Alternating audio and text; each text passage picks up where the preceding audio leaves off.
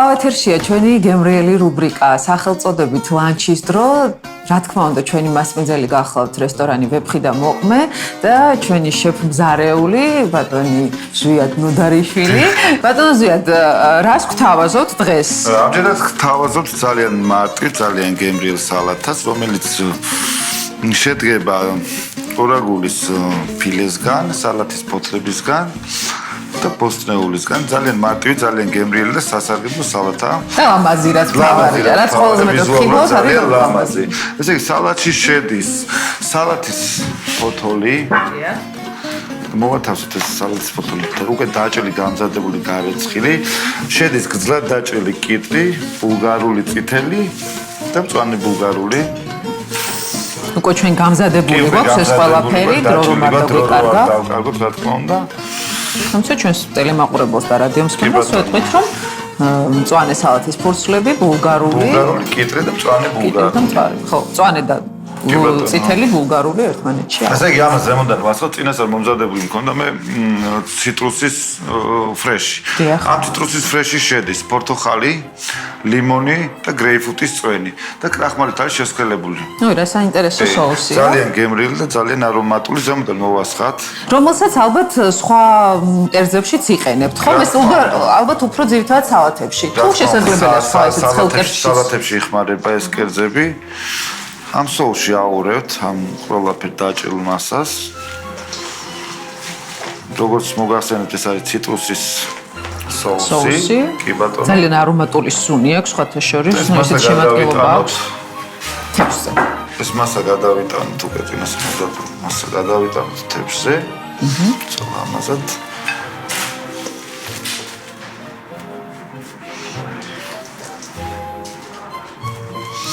ასე. так. ძალიან ლამაზი გამოდის. გვერდზე მოუწყოთ. წინასწარ მომზადებული პორტოხალი, დაჭრილი ეს პატრა ნაჭრებად. გრეიპფრუტი.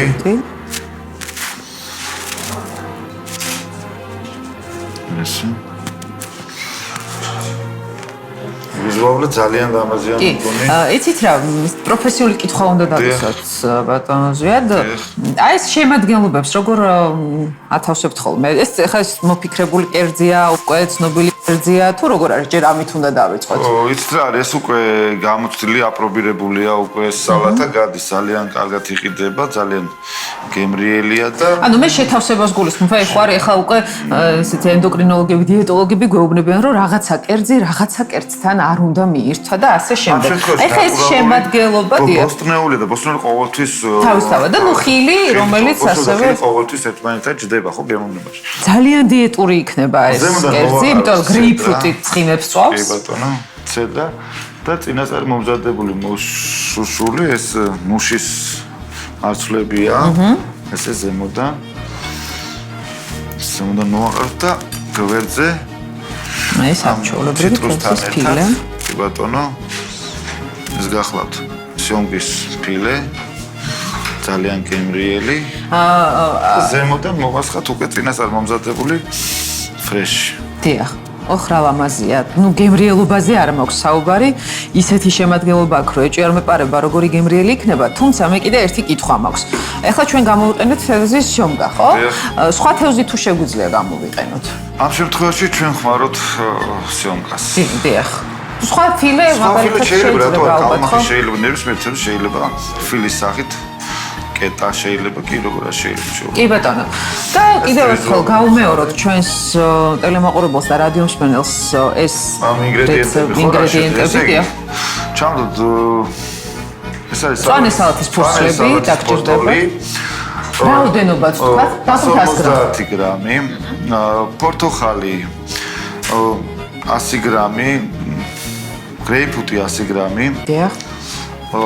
სადაც 150 გრამი ფილე, თევზის ფილე და 150 გრამი ფრეში.